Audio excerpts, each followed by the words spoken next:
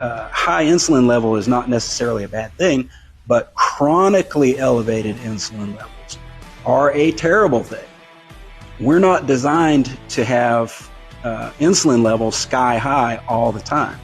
Frequent eating, frequent carbohydrate intake, too much carbohydrate over a long period of time is the root mechanism of type 2 diabetes, and we want to prevent that at all costs. So we don't want chronically elevated insulin levels. We just want to spike it, and we want it to come right back down.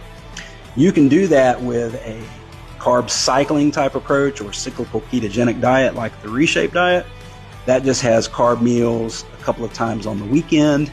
So 80% of the time you're in a very low carbohydrate state, but you don't lose your sensitivity to carbohydrate. You provide some on a cycling basis to refill that muscle glycogen to prepare for future activity.